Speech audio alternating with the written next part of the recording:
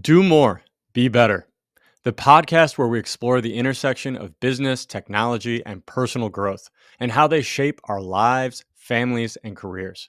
Every week, we dive into the stories of entrepreneurs and innovators who are redefining what it means to achieve professional success while maintaining personal fulfillment. Welcome. Let's get into it.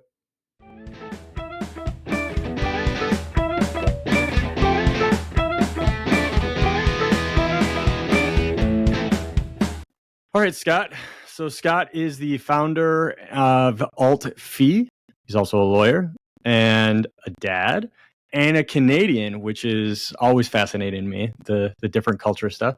And so today, Scott, I just wanted to say, welcome, Scott. Looking forward to a fun, free-flowing conversation today.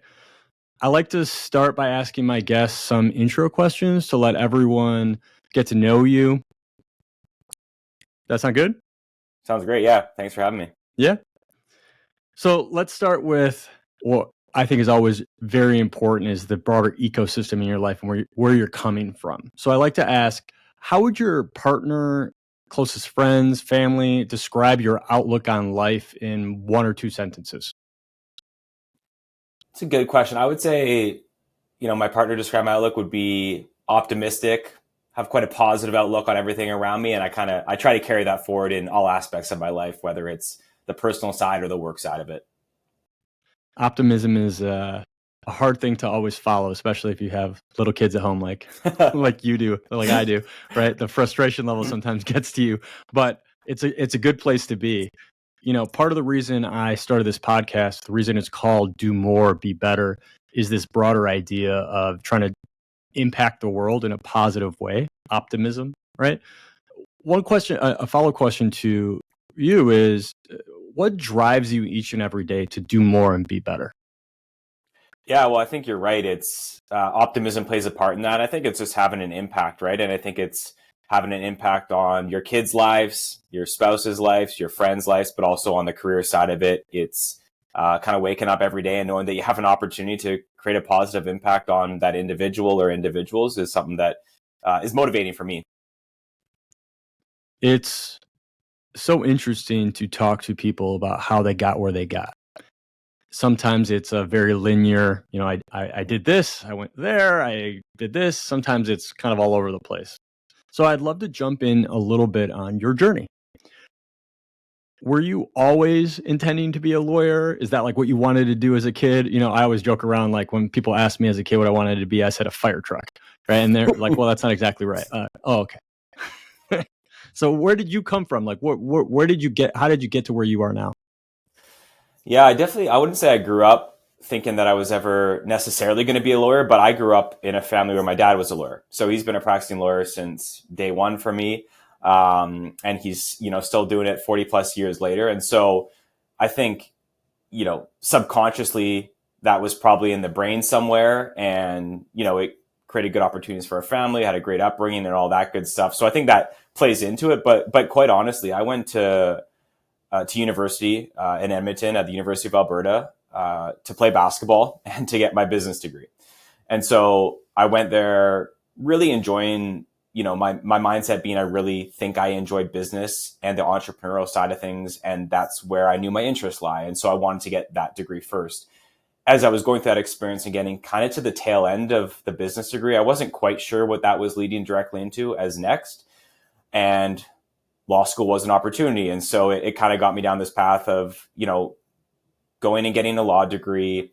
I truly didn't know if I did it, if I would practice law forever or be my whole career, but I really felt good that education would be valuable for me in whatever way my career went, thinking that there may be some business side to where I was going. And so that was enough for me to press go and pursue, work hard, obviously, to get into law school and do all that good stuff. But yeah, it's, in hindsight, I really didn't make that decision until kind of the tail end of my business degrees.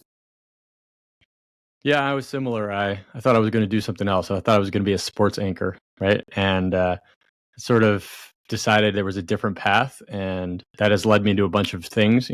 If you follow me on LinkedIn or you've talked to me at all, I don't have the greatest feels of how our legal system sort of raises and trains lawyers in the United States. But I do think generally it can give you an opportunity to do different things, right? I have to ask. So, what position did you play in basketball? So those that have met me have seen my presence, which is intimidating, nearing the 6 foot mark at times with large shoes on. So I was a point guard, at times shooting guard, depending on who was around me, who my teammates were. I love it. I grew up playing sports, and so basketball, golf, soccer, not really football, but like kind of whatever you thought of. And so it's always fascinating to talk to, I think, like fake athletes, real athletes, and then another level of like actual athletes, right? I have a Yeah. friend who played, professional soccer. I'm like, okay, you're like a real athlete. Do you think that team building, that experience, the persistence, the kind of working your way through helps you in your current sort of entrepreneur role? Yeah. I'm a huge believer in what carries over from sports and just any sort of team building activities. But a lot of my experiences were like yours. I played a lot of sports growing up, and virtually all those were team sports. And so I think from, quality building characteristics that really translate well into business or any sort of role that you're going to be working with others, including leadership. And that was a big one for me. A lot of that came through sports and building confidence and comfort in kind of being a leader. So much of that has translated, as well as, the time management, the work ethic, all those things that are required to do really well in sports while also pursuing education and those sort of things at the same time. All that has been incredibly valuable as you kind of carry forward and move on from the sporting side of things into more full-on career mode. I think it also says something about you, a Canadian, that you chose to be a basketball player in like hockey universe, right? There's something there. It's interesting because I think as you grow through life, there's people, and I think founders fall into this, which look out for kind of a little different and are willing to be a little different, right? And I think it says a little bit something about you. You don't really have to comment on it. I just think it's an interesting idea.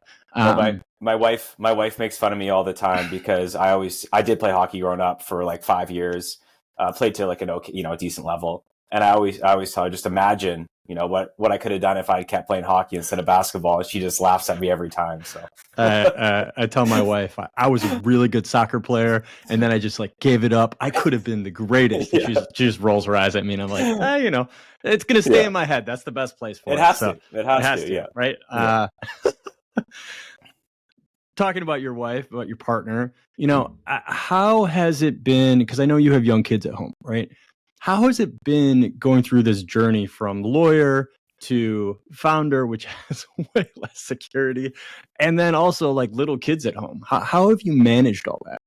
Yeah, it's super challenging. It's interesting. I've actually had a few conversations with some other founders recently that have started their businesses similar time, right? You're having kids, maybe young 30s or whatever it is, and you're also starting a business. And you're right, it's a lot to manage. And for us in our household, there's a lot of decisions, team decisions to be made around how we're going to make this thing work, because you're going from, as a practicing lawyer, a lot of security, decent paycheck, and all that good stuff that comes with it, to a lot of the opposite that comes with founding a business. And so, yeah, we, really, really challenging to navigate. But, once we sort of sat down and figured out how we're going to make it work, obviously I have no regrets looking back now after doing that 3.5 years ago. And, but, there's a lot of growing pains and challenges personally, career wise, that you have to go through to make that work. So, yeah, we've all made sacrifices to let the entrepreneurial bug get after a little bit, Yeah, I think kids actually play, or at least raising kids, actually can play a really beneficial role in building companies, because you learn kind of the chaos at an early age and of all the things that come through it. But it also gives you a lot of perspective. One of the things I always joke around about is as you know, with young kids, they go through these sleep cycles and regressions, and Sometimes you're not sleeping at all. Sometimes you're sleeping a lot, right? And my daughter went through one where she consistently, it's like a bell went off, would wake me up at 3:30 a.m., right? And I would get up and I would get her back to bed. By the time I got her back to bed, it was like 4. And I was like, this feels stupid going back to bed. And so I would just sit in a chair and drink coffee. And it was like my contemplative time. And it ended up being so beneficial because I just got this quiet time. Everybody's asleep. It's the middle of the night, right? And it has led to a lot of interesting things because I found a lot of people who are also randomly awake at 4 a.m. And, you just start having these conversations. Are there other things about, raising little kids for you that have really driven, even if it's the positivity or an example you want to set in how you have built AltFee and your kind of universe? Yeah, I think there's a lot there. For me and my kids, I think providing an example of, I guess underlying a lot of this is my excitement around the space that we're in, right? And so we really want to build something that we cared about in an industry that we cared about a lot. And so I think to show that you can have something that's exciting, that motivates you, that excites you to wake up Monday and get to work and make a career out of it, I think is something that you kind of dream about, personally, and for those around you, that you can go find those things. And it's definitely not easy to find that, but when you do and you can make an opportunity out of it, I think it's something that hopefully those around you can draw a level of inspiration or excitement around off of that. So yeah, I would say that would be one piece of an answer to that question. Yeah, my daughter likes to come into my office and play, work, right? And type at the keyboard. And one of the things that I've tried to, as she's getting older, instill in her is this idea of do what you want, find something passionate you're about if you can, right? And put your whole thing into it, right? And have a little bit of that persistence. And I think that is part of the founder journey. If you can make it work, right? So let's talk a little bit about AltFee then, right? So give us the high level, what is AltFee and how long have you guys been around? Yeah, so AltFee at a high level, we're helping law firms, but also other professional services offer their services using flat fees and kind of getting away from being relying on the hourly model for offering their services. So in terms of where we came from and how long we've been around, we came as a result of our own pain points that we were feeling. And so our sort of origin story came from my dad's firm here in Vancouver, which I was working at prior to AltFee being a thing. And what happened with us was the pandemic was hitting. We were doing roughly half of our work using what we would describe as alternative fees, so things outside of the traditional hourly model. And this pandemic was hitting these very uncertain times. And my dad in particular had in his mind, he really wanted to make this shift. And he thought, what better time now than while we're entering these very uncertain times and our clients were entering these very uncertain times to provide some certainty for them using a pricing model that allowed us to offer an alternative fee for every project that we took on. And so that was obviously early 2020. And we spent the next 4 or 5 months building a very manual system around making sure we're going to be successful, paying attention to the right metrics internally, building good systems to ensure that our team of 25 was going to be able to go and do this thing well. And that ultimately became sort of the origin story of AltFee, coming off the tail end of the launch of that, where we realized if we could do this but add technology, it would be incredibly valuable for us, but those around us as well that are offering their services in this way. Is your goal within AltFee to create a full ecosystem, meaning a matter management and voice management, the whole thing, or just part of the pricing of a lawyer's day-to-day? Yeah, we really started this with the pain point around the early part of the process, right? So, we're touching base with a prospective client, and we want to go from having that first contact point, figuring out what the level of scope involved in this project is, and then how should we price this accordingly, and then get that all agreed upon and move into the actual legal work. So we've really started this from the early part of the process, from first conversation to engagement letter, retainer agreement sign. And that's where the core of our workflow really fits. as a result of that, we've seen where, we sit close to the money from the law firm side of things and the client side of things. And so forward looking, we do have lots of opportunities to continue that pathway outwards past where our sort of current workflow exists. And so, yeah, we see a really good opportunity for us to continue to add value for those firms that are offering their services this way on a number of different angles, some of them in which you're indicating. Do you think the sort of conversation around alternative fees, flat fees, subscriptions against the billable hour has started to shift finally? Because as long as I've been practicing, the billable hour is kind of sacrosanct, right? Like that is what we do. And no matter the pushback, it seems to just hold on. I'm curious, as you sit in the market, what you're starting to see. Yeah, we've seen a significant shift over the last 8 months or so. And, we started this when the pandemic was hitting. There was rapid technology adoption in our industry. And a lot of that was forced because people had to figure out how to meet with people virtually and do all these things that we didn't have to do before. But our belief really was that this wasn't just a phase. This was something that was going to continue on in different forms. I'm not telling you that we sat there and said AI is coming around the corner and we knew that was going to be the catalyst for change, but I think it really has been. And I think firms are now in the position where, the concept of AI has now been talked about quite heavily for a year and a half or so.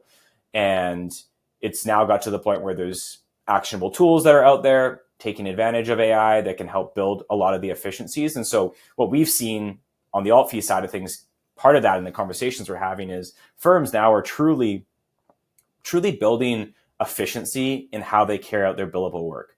Things are actually taking less time than they used to. And there's obviously this natural alignment between when that happens, you better start figuring out how you price your services to make sure you're rewarded for all those efficiencies you're creating. And that's where we've seen over the last 8 or so months, this significant shift in how firms are talking and how firms are looking to build and scale their law firms. Let's take a step back for those that don't kind of understand the mechanics of running a law firm, right? A lot of lawyers, they work at their law firm, they do their work, they enter their time, they move on, right? I've always found it beneficial to give a little bit of the context, right? So a billable hour, right? Lots of firms, they do the very basics, right? They figure out, okay, we're paying our people this much, we have this much overhead, this is the amount of money we want to make, and then they kind of work backwards on an hourly rate. So we want to make $1 million this year and we have 5 people, we need our hourly rate to be this, and then when we tell our lawyers, you need to hit this billable hour mark, right? And then you become profitable, right? Obviously that we can have a different conversation about what the hourly thing actually entails, but that's kind of how it works, right? Yeah. On the flip side, you have either a subscription or a flat fee, which is just a price. And then you, the law firm or the lawyer, needs to figure out how you're going to make that resource work and make money on that resource. Do you agree with that framework? Yeah, I think that's right. So, to bring it back a little bit, again, what I would describe as an alternative fee for us is really anything outside of the hourly model that provides cost certainty for the client. And so some examples of that you're giving, right? We have sort of the most classic example is a fixed fee, right? A piece of work is going to cost X dollars. We have stage-based fees where it's kind of like a fixed fee per stage, subscription models, success fees, all of those kind of fit under this. And the exciting thing about all those is that when you use those models, kind of how you just described, when you use those models as a firm, once you've agreed upon the price, you understand the scope, and you actually get to the stage of going and carrying on the work, it's really about how do we resource this thing to effectively get to the outcome, the deliverable that we've all agreed to as efficiently as possible. And so for me, that deliverable, that outcome is kind of table stakes in our industry. You got to do a good job there. And then when it becomes, how do we most effectively get that done? Again, let's bring it back a little bit to the analogy of working with a team, right? We're now in a position where we have a team of people and, we have different salaries, we have different skill sets, and how do we most effectively take advantage of our team to get a project done at the lowest cost for our firm? It's not about me hitting my personal targets of how many hours I'm working and trying to hoard work as a result. It's really about how do we get to this outcome as effectively as possible. And that's really the exciting culture that comes along with the alternative fees, and that being sort of the pricing model that firms are using. I've always thought about this structure as output over input, right? Yeah.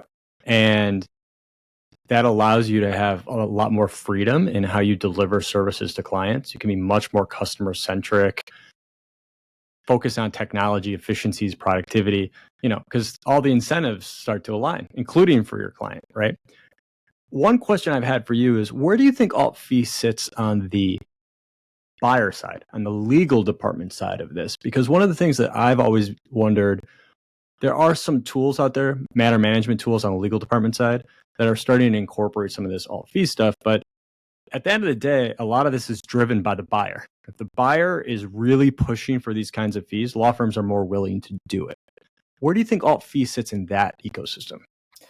Yeah, I think it's kind of two buckets. There's the, corporations that are at the size where they have, in-house counsel working for them. So they're trained lawyers that are coming from their experiences of probably at some stage working within firms, likely, and, being brought up in the billable hour model. And then we have another bucket, which is, not trained legal professionals that are the business owners, the smaller organizations that don't have in-house teams. And so I think they're two identifiable buckets that probably look at things differently because of their experiences. I think on the bucket over here, the business owner side, they're operators. They're figuring out, I need cost certainty for me to get to this result. And this is a really important thing, for my business in terms of obtaining legal services and understanding where things are going. So I think the demand is coming from them. And we've seen that demand growing, quite significantly over the last number of years since we came into this world and spending all of our time in this world. We've seen that demand increase. On the in-house side of it, I've heard varying degrees of this. And so I've heard the sophisticated in-house group that has been brought up under the hourly model, and that's what they know and that's what they're comfortable in. And what I hear is even those groups are asking, do you have an alternative fee option? I think they're maybe not jumping at that alternative fee option as often as we would hope for at this stage, but they're asking, making sure that it's available and maybe drawing a comparison in their RFP process between those options and other options.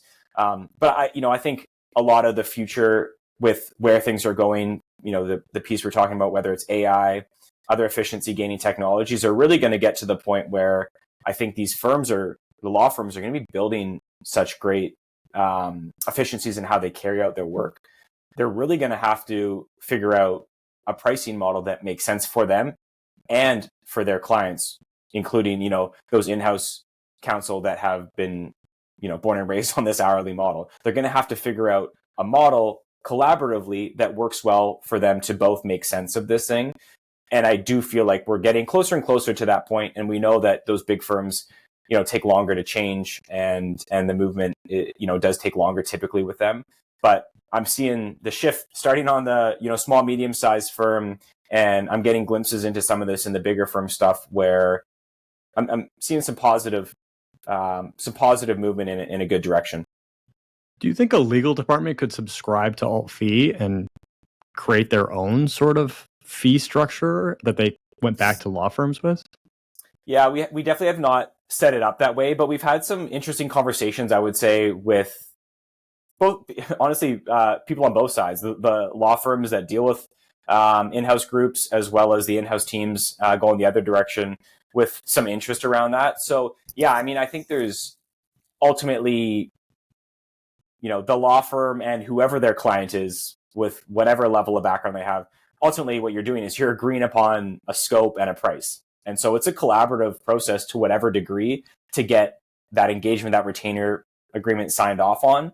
And you're going to need a bit of buy-in from both sides to make that happen. So I think there's opportunities there where making the experience improved for the in-house groups could be really valuable to push things forward. I think in my experience, I have a lot of sort of legal department consulting expertise and a lot of friends and, associates that are at that level, and they are starting to have that conversation. And one thing that seemingly is lacking right now in the market is tools on the legal department side to really help them figure out if what they're paying on that flat fee or subscription makes a lot of sense. So I think that's another place the market might go. And that's why I was curious a little bit about AltFee, because some of it could work on the flip side of it. It's just, whether you run an RFP or you're looking at invoice management or whatever it might be, having better knowledge is important. Scott, walk me through how AltFee works. If I'm a lawyer, I'm used to entering time in a spreadsheet maybe, or some sort of time entry system, right? My 6-minute increments of whatever it is as you go through. How does that translate to AltFee? How do I use the system? Yeah. So one of the immediate challenges we were trying to provide a solution around, which we heard firsthand from prospective customers and customers, was how do I go about ensuring that I can accurately scope my work? And so the first step in the process within AltFee is building what we call guidelines, but essentially these are templates for the different types of work that you're carrying on or the different stages of those projects. And it allows you to go through this process of making sure you can have those upfront conversations with your client to understand what is the scope of the project, what is going to be part of this, and make sure that I know that and I can have a conversation with my client about that going into it. So the first step in the process is making sure that we can accurately scope out our work. The next piece is ensuring that we not only look at the scope, which is sort of time focused, right? What are these things that are going to take up our time, but what are the non-time based considerations that we may look at that may affect what the right price is to charge? And so those can be more value based, from the client's perception of the value they're receiving. And those can also be internal considerations for the firm. So how urgent is this project? What's the capacity of our team? What's the value of this project in a dollar amount to this client? All those sorts of things can fit under what we call our modifiers. But this idea that we can systemize the process that we take to make sure we're looking at those non-time based considerations to optimize our pricing. And so we want to scope this thing well. We want to consider the value-based pricing considerations. And then we want to package up the scope and the value of this so that we can properly communicate the value of our services to our client in a meaningful way. And so AltFee really helps you walk through these various steps and then be in a position to propose that and encourage that firm of yours to share your knowledge, right? So every time we have one of these experiences, we're going to learn, and we want to soak that learning back into the system so we continually improve every time we take on a piece of work within our firm. So the system really encourages that workflow of accurately scoping, considering the value of our services, proposing it well, and then continuously learning. If I'm a lawyer, a law firm that wants to start down this journey, what's the starting point? Do I pull all our invoices and kind of work backwards and figure out what we build on a project, or do I think about kind of work first? Where do you suggest you start? Yeah, I think on both fronts. And, for depending where you're at in your journey of offering alternative fees, we often suggest of just, starting from a spot and then incrementally growing. And I think identifying which project types fit you and your firm well for fixed fees off the start is a great place to start. You might identify 3 or 5 of these that you're already doing this way or that you see as really good fits. And that's really a natural place to start. And then providing that sort of analysis that you said, where you may go back, look at maybe some of your historical billing to help determine how you've done these things in the past. For us at AltFee, it's really about building confidence, right? We want to be confident that when we go and scope and provide the price at your firm, you're in a position where you can do that with the most confidence you can have. And so what we see from our customers is that if they can look back at their historical billing data to whatever degree they want, that often just gives them a bit of a boost of confidence when they go to offer this flat fee. They're starting from a decent place. Once you do that, you add in your modifiers, and then you're in a position to continuously learn and bring those learnings back in. You're just going to improve every single time you do it. And so for us, as firms get started, really encourage that, sort of benchmarking, building that confidence from the benchmark, but then starting to optimize your pricing from there moving forward. Where does time entry fall into this? Do you suggest firms that use your system or AltFees still track time against that fee, or does time go out the window? There's a range, but obviously most firms are still recording time. And so one of the things we have seen, and one of our integration partners is Clio, and part of that integration is we're capturing the time that the Clio customer is recording for that matter and pulling it into AltFee and drawing a comparison between your flat fee in AltFee against your recorded amounts. And so what we see here, based on where the market is at right now, is many firms are maybe looking to stop recording time at some point, but they're transitioning towards that. And so we want to provide that functionality that fit the market where they're at, which is, I want to be in a position to maybe offer this flat fee, but also learn what is our resource allocation, i.e. like the time that we spent on this thing, fit with what we expected going into it. And as a result of that, is there any learnings we should capture? Should we be upping our fees as a result, lowering our fees, whatever the case may be, because it's not aligning? And so what we're trying to do with that integration is bring that insight right in during a project, after a project. It's going to be right in front of your face to get an understanding of what the time commitment was to complete this project and how that may have lined up against what we anticipated off the start. So that's more of a AltFee specific answer to the question.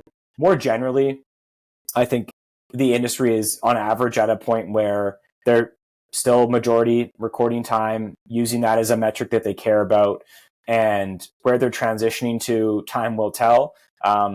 We obviously have seen firms that don't record any time, and that's not a part of their process at all. And been highly effective in doing that. It feels like the majority is obviously working their way down that spectrum, starting from the place of still recording time, even as a way just to understand resource allocation on a matter-to-matter perspective. With anything, it takes time, as we've said. And so I can understand the want and need to be able to try to like cross-reference. And it's a nice feature for your clients to be able to access that information in Clio and see kind of where they sit. Even if I do personally believe you have to move away from the input thing in the short run, long run, especially I've always pushed back on clients who want me to submit to them my time to like justify my price. And I've always talked about it from the basic perspective of you're not buying my time, you're buying work product, you're buying me helping you get somewhere and providing value. If you don't like that, probably fire me. But otherwise, like at the end of the day, that's what it is. And if it's a fair price, it's a fair price, right? One of my mentors always used to say, he's like, he figured this sort of out when he was working for McDonald's and he was there for some big piece of litigation and he was talking to the straw guy, right? And he's like, oh, this must be all you do. And he's like, no, it's like 10 minutes of my life. And he's like, how can that be? There's millions of billions of straws. He's like, we pay somebody else to do that. I pay a fee. I'm happy with that fee. Obviously, they have to do their work, but like, and it's sort of a light bulb kicked off. And I was like, yeah, that's kind of how I've always thought about it is as long as I'm providing the value you believe I should be providing, isn't that enough? Aren't you happy with the price? And then it actually got me far. Granted, it is another level of education and conversation, and you have to be willing to do that work. But I will tell you, getting away from the 6-minute increment is just life-changing from a lawyer perspective. So one of the things I love to hear from customers is when they transition how they invoice away from like just timesheet, essentially copy paste it into an invoice, to just putting the deliverable or the outcome in there and saying, here's what I did, this is what I said I did, here's the price we agreed to. Like, there's nothing else to talk about. It's why we expect firms operating under alternative fees to have incredibly high collection rates, because you've already agreed to everything. What more is there to talk about at the end of it, unless you aren't happy with the outcome? In which case, our deliverable has to be of the quality that we said it's going to be. But outside of that, there's not much conversation to have at the end of a project, right? Yeah, it's actually an interesting point. It's something that people have asked me about is like, my tech stack and how do I do this? And at the end of the day, I don't need all the other administrative things, right? Like my invoicing is super basic because it's like 2 lines, right? My, tracking of what's going on against tech. I know my resources. Okay, this is what goes into me delivering that service, And again, on the collections part of it is, I've never not had a client pay me, cross my fingers, but again, they know the price. As long as I deliver, it's an open and shut case, right? So it is an interesting point I think lawyers should also think about, especially smaller firms that I think get caught up in I need 100 things to do this work. Yeah, fully agree. I think another thing that I like about AltFee is you guys have started to create this ecosystem of lawyers that do this, right? And I think one of the huge gaps in how you get good lawyers, and why I think a lot of times people default to the big law firm, is finding good lawyers at a good price, right? And so I think, talk to me a little bit more about where AltFee has come about from this sort of like put your name on AltFee and you can find lawyers in AltFee. Yeah, so one of our initiatives a while back was really trying to do exactly what you're saying, which is build community around firms that are offering alternative fees, and just knowing it would be a win from multiple angles. It hopefully is a source of work for law firms. Hopefully it's a place where clients can go and learn a little bit about firms that are doing it this way and see if there's good fits for them as they look to get work. And so I think there's lots of good angles to it. And so what we did was we built an alternative fee directory. And so any law firms out there that are listening that are offering alternative fees, you can go on our website, find the AFA directory, and submit a short little form to join. And really it's about giving an opportunity to say, hey, here's the type of work I do, but also give you a little opportunity to talk about your approach, right? And so put a couple sentences down around the unique approach that you're taking that's something that you feel is your competitive advantage or what makes it exciting to work with you, your expertise, and bringing it back to really a focus around firms that aren't just using the hourly model to price their services and looking to build community of others that are out there like you doing this sort of thing. Yeah, it's a lonely world in the beginning, right? It's gotten less lonely over time. When I launched, my mentors who started doing this like 20 years ago, right? I don't even know what they were thinking, right? It was wild. And, I went and did it and I was like, oh, okay, I found a little bit of my niche, my tribe, so to speak, and it's growing. It's a good feeling when you start to be like, oh, okay, maybe I'm not all by myself out here. Talk to me a little bit about,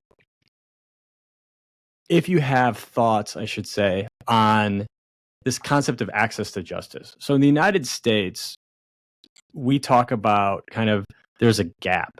There's something like 70%, 80% of all legal work is not done by lawyers in the United States because of either pricing or unable to find a lawyer that they like or just fear, right?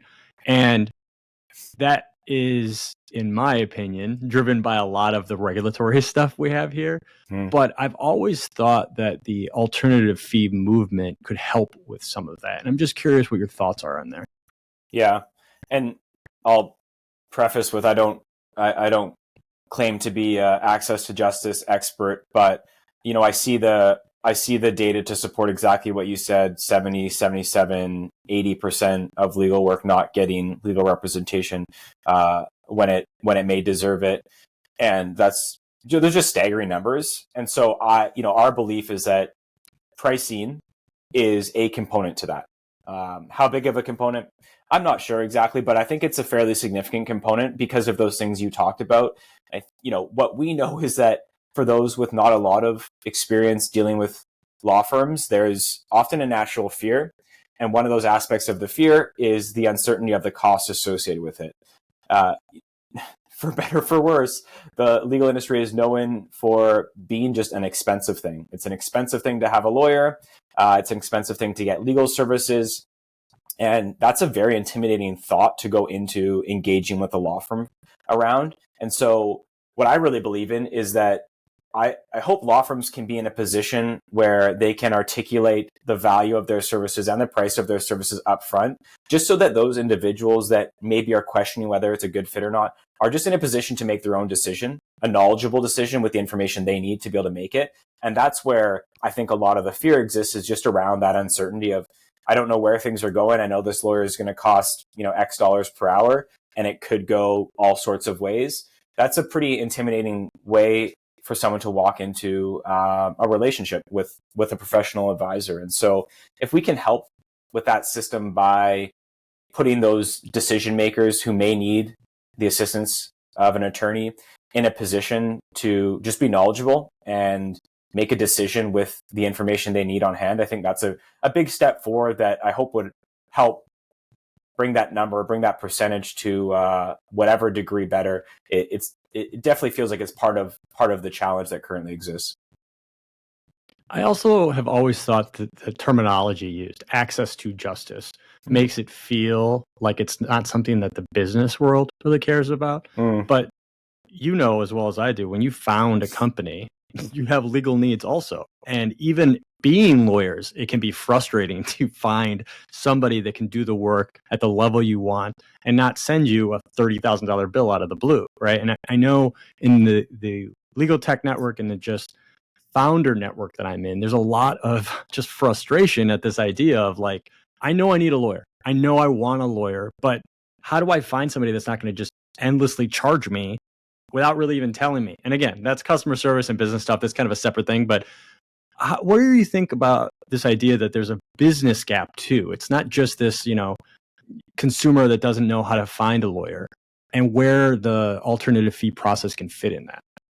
Yeah, and I don't, I think we use the legal industry as an example. It's obviously where you and I both come from, but we have other professional services that are on the platform because they're having the same challenge, and right, they've traditionally billed based on just how long it takes them to do X type of work, and that's really been the only consideration they've looked at to determine price. And so now we see professional services of different sorts saying, okay, time is a factor, right? It's a consideration part of what may affect what I charge, but it's not the sole factor. And so what are the other things that I should look at to help determine what that price may be? And then how do I make sure that I have the upfront conversation with my client so they're understanding of what this, what the scope of this project entails, and therefore we can agree upon a price and a process for determining that price upfront, so we can carry forward aligned, right? Incentives aligned with your client and your service provider to go and get this thing done as effectively as possible. Yeah, I've always thought that for all professional service providers, if you are transparent on your price and you can set some sort of flat fee or subscription, whatever it might be, non-hourly tracking, it actually expands your universe of people willing to buy your services. And you eliminate one of that friction points to get somebody on board. Yeah, totally agree. Talk to me a little bit about AltFee. I know your brother is part of the fun. I know your dad seemingly was part of the fun. Is this, a family business of sorts that has come about? How is that? Yeah, so AltFee was co-founded by myself, my brother, and my dad. And so my brother, and it's confusing, they're both Digby's. Digby Senior and Digby Junior. And my son also has a son named, or my brother Digby also has a son named Digby as well. So it's very confusing. But my dad, he's not involved in the day-to-day of AltFee, but was part of there from the early journey as we sort of grew it. And then Dig and I are, obviously in the thick of it with AltFee. So in terms of our background, yeah, it's kind of interesting. Like I get that question kind of often, and it's something I don't think about anymore because we've just been working together for so long, right? We've been, since we were in undergrad, summer work at the firm, doing whatever, we've been working together, both us and our dad, in varying capacities for many, many years. So it's kind of just all that we know now, but we do all get along really well. We are very aligned in our vision and our excitement around what we're trying to do in the industry and the impact we're trying to have. So, plus the positive side of that is we have all of the trust that you could have as a group together as you're building. So all of those things are really, really helpful as you're going through the ups and downs that you will inevitably go through when you're founding a tech business.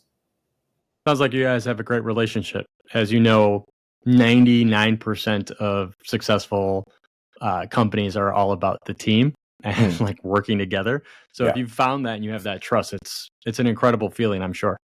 Yeah, it is really great. And, that's our side of it. We also have our CTO, Tom, who's been incredible. He lives close by to us here as well and has been a huge value add, huge team member to really joined us from idea phase to building us to where we are now. You all are in Vancouver, right? Correct. Talk to me a little bit about the Vancouver legal tech ecosystem. You guys have sort of created your own little mafia up there, and it's like growing like gangbusters. And I'm curious what your thoughts are. Is there something about the ecosystem up there that has really let you all thrive, or why do you think that is? Yeah, I don't know. It's really interesting. Yeah, so we were at Tech Show in February in the Startup Alley, competition, and 4 of the 15 finalists were from Vancouver. Like, just not even just Canada, Vancouver, which is kind of crazy. With, there's obviously a bunch of U.S. Legal tech companies, but they're global. There's ones from all over. So super interesting. We met up, that same sort of group met up for a beer not far after Tech Show, and we were sort of going around the table a little bit on, why is this happening? Why are we all here in Vancouver doing this? And I don't know that we got to an answer, but one idea we had, which may have been, indirectly supportive. I don't know how subconsciously this affected us, but I think in many ways, and I in most of my life will draw analogies to sports, but I think I'll do it here again. Growing up here in Canada, as you said, basketball, not the major sport, but we did have this guy named Steve Nash, who was an NBA stud when I was growing up.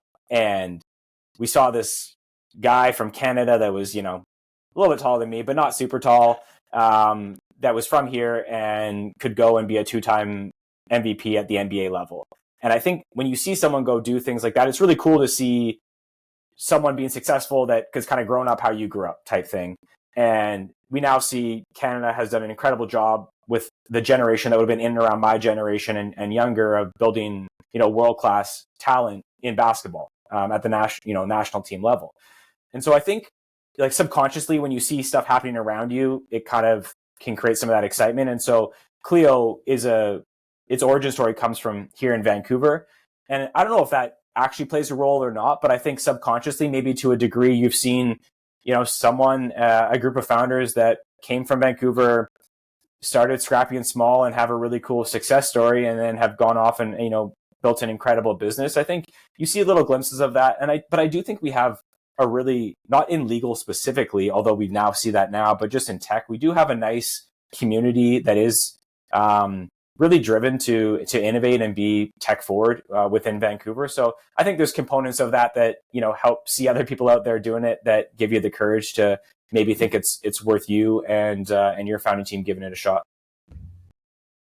Modeling behavior is so much of teaching your kids, right? Like, show them what it is. And it's an interesting thought process, or from a founding perspective, if you can see others around you doing something similar, maybe it drives a little of that. Plus you have this tribe you can reach out to and ask questions about. And one of the things that I had to learn the hard way as I was building companies was pretty much nothing you have ever tried to figure out hasn't been figured out before. You just have to go ask somebody. Mm-hmm. And that has really opened up a lot of opportunity for me, right? Whether it's HR stuff or lawyers or accountants or whatever it might be, right? Somebody's probably figured out it's not that novel. So it's great that you have that ecosystem, that tribe up in Vancouver to help you move through. I wanted to talk a little bit about sort of just the founder journey with you, right? Put the lawyer part aside of it. Lots of people that I interact with, right, are founders trying to build companies, whether in the legal tech system or otherwise. And they are always asking for tips, guidance. How do you go about doing this? And so one question I had for you to start with is, you had this idea, right? You had kind of an incubator in your dad's firm, but how was it getting it really out of that into the world? What did you learn in that process that other people can learn from? Oh, man. How long do we have? So, as long as you'd like to talk, Scott.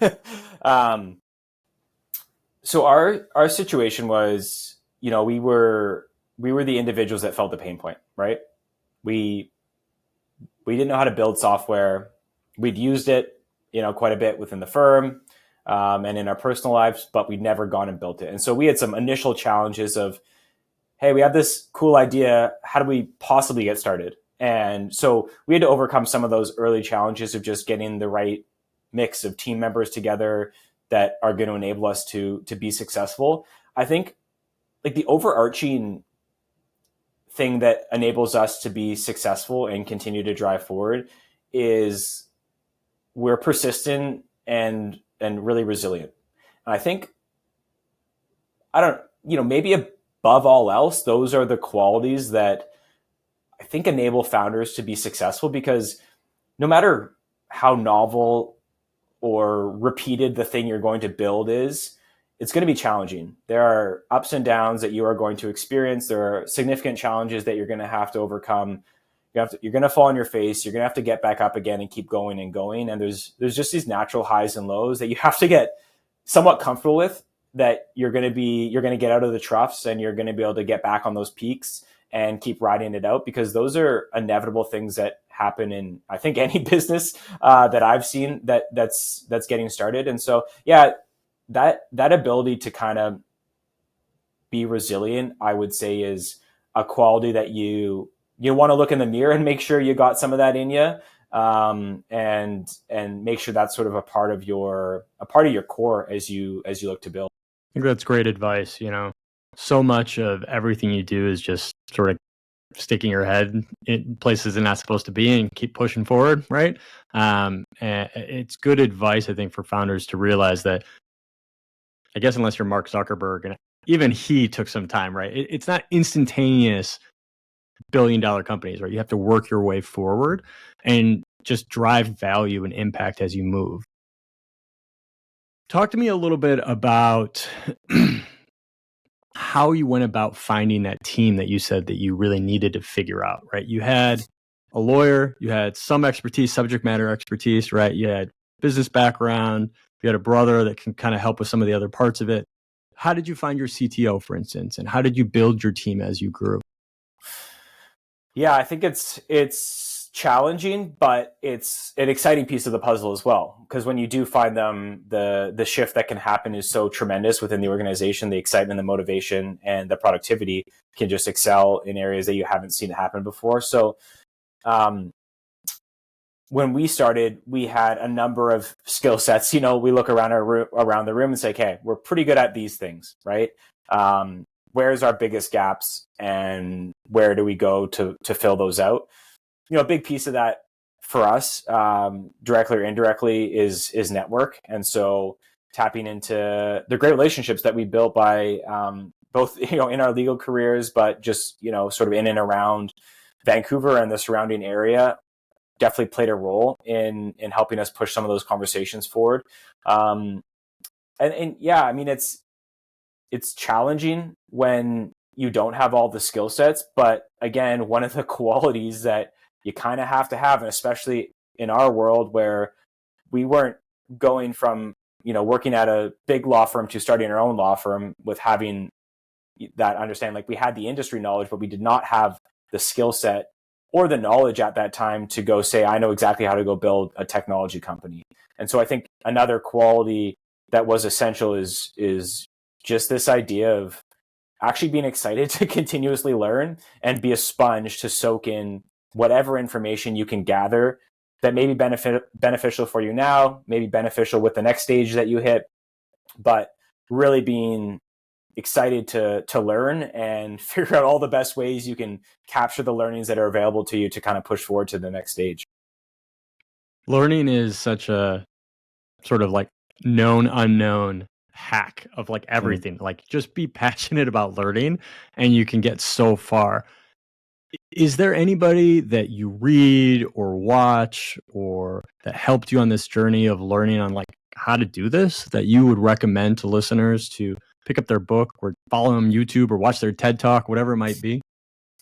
Yeah, I wouldn't say there's like one specific individual that's been that person. I think, we tap into various resources for us, whether it's people that are just like personal to us in our network that have experience in building technology companies, advisors to AltFee, investors in AltFee, people that have done, whatever loosely similar things, some more niche stuff, like the people behind SaaStr, I find are really good in terms of like SaaS specific information. They have just tremendous amounts of content based on various stages that you're at as a business. So there's things to be learned there. But yeah, honestly, we've soaked in a lot of knowledge around the specific space that we're in, around pricing, alternative fees, from a few different sources, based on relationships. But yeah, it's kind of been a mix of grabbing at, and for me, it's very relevant for every stage that you're at, because every stage you go through is going to be different than the last, and your needs and your areas of focus can shift quite a bit as you hit different stages. And so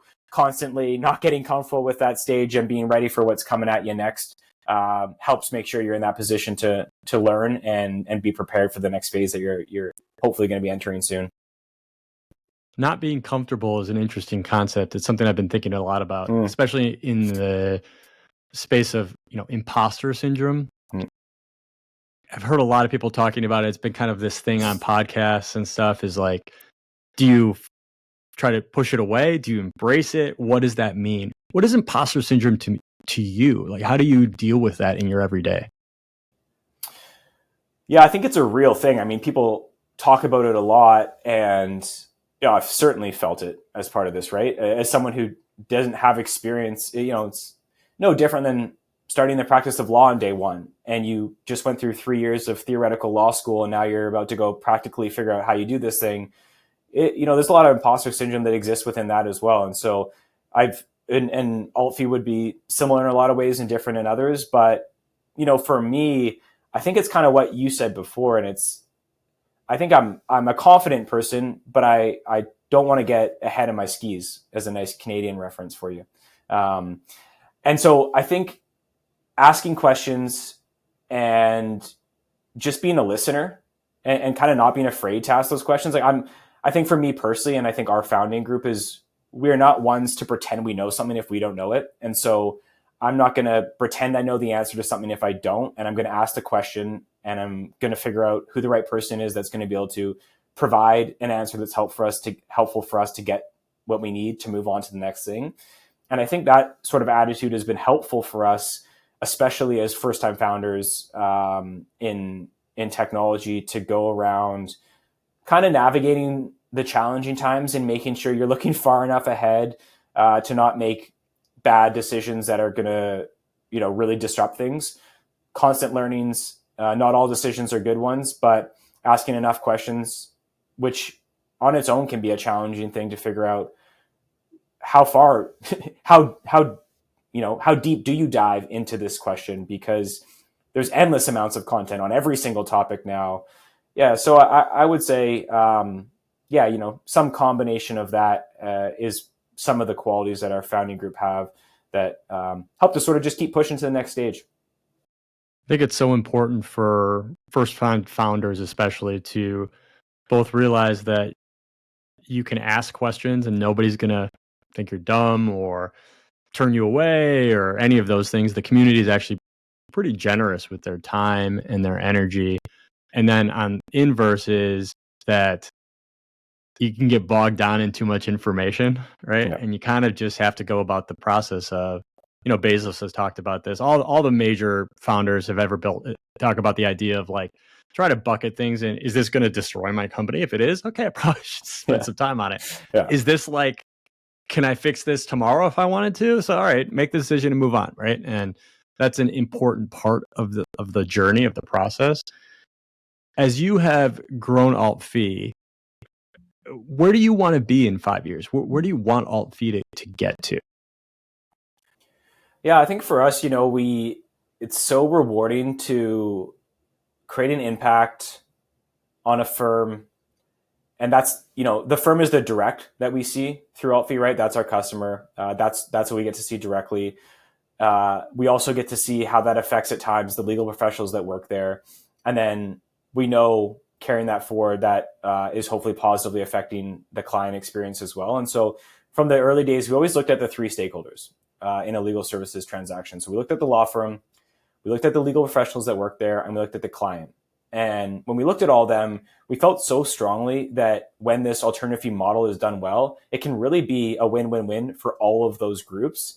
And for us at AltFee, we just continue to try to assist those law firms in being successful and operating under this way, so that we can create more of an impact, more of that positive impact, both on that firm, but also the industry as a whole, which we've touched on a few of the challenges that exist within our industry around access to justice. And another one that was really motivating for us, both in terms of my dad's firm rolling out the model, but also us deciding that we wanted to go down the path of founding AltFee, is around the legal professional. And we saw around us great attorneys, great lawyers, great paralegals that were just straight up leaving the industry because of the environment and this workplace that existed within the system. And we've seen what can happen when you make the shift. And, some of the stuff we've talked about today in terms of the cultural shifts, the collaboration, the team orientation, that can happen under this model are significant and impactful. And in our eyes, when done well, can create a much more enjoyable workplace environment for those that are there. So yeah, for us, 5 years, whatever amount of time down the road, I think for us, it's just trying to help more law firms be successful with this model so that we can positively impact those three major stakeholders that we're paying attention. I'd love a world that was more conducive of a culture that allowed lawyers to not feel sort of overwhelmed all the time and unhappy, because I think that is what a lot of them feel. And so I applaud that idea. I actually saw also that you gave a talk to law students recently or something on LinkedIn. I'm just curious, has the feedback been good from law students, from professors, or is it, I get you, Scott, but that's not what I need to deal with, right? Yeah, that was, coming off a tech show just this past February. That was honestly one of the really exciting takeaways that I had was there was law professors, heads of departments at law schools there that were, some of them brought their students as well, that were genuinely excited about innovation, what's next. They're heading up classes around innovation, like semester-long classes around innovation, stuff that just, when I went to law school certainly wasn't happening in any meaningful way.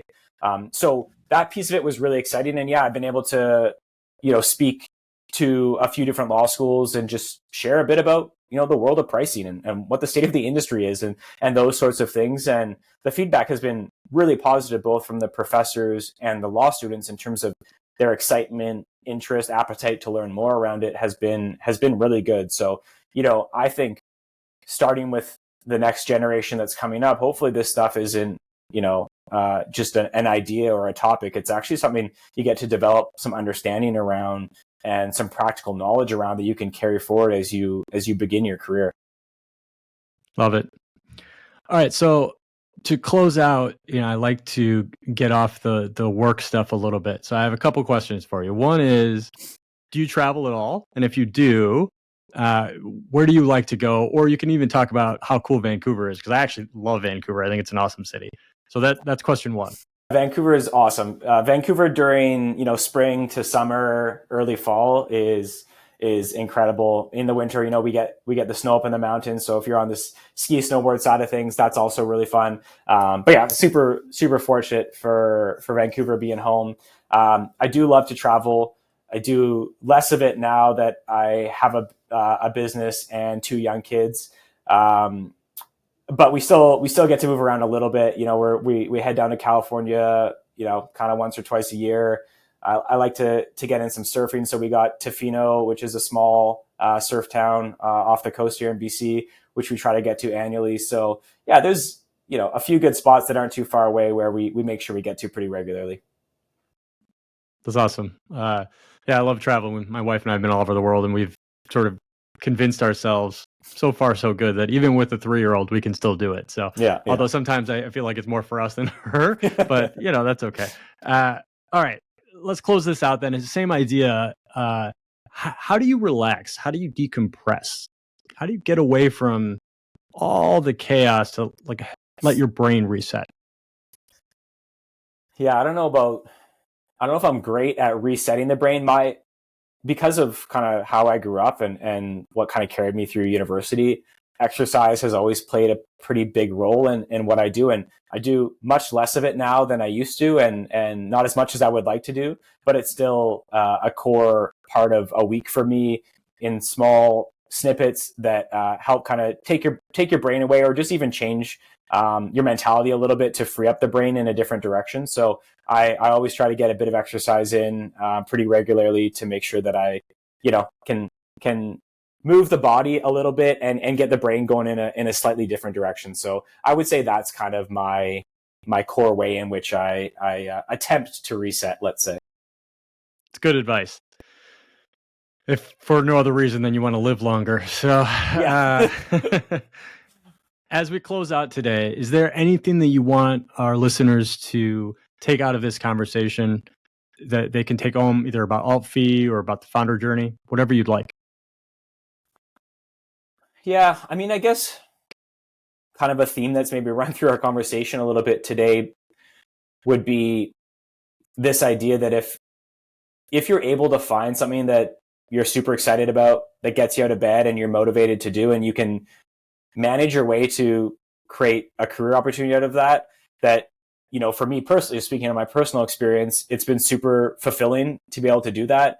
Lots of challenges come with that in terms of making it happen, which we've chatted through today. But if you're able to sort of navigate those, the reward and the fulfillment that comes with it, I think is quite significant, and be able to find something that you truly believe in and can stand behind is something that I feel fortunate I've been able to find. And I know it's not easy, but if the opportunity is there, trying to take a shot at making it happen will be worth your while.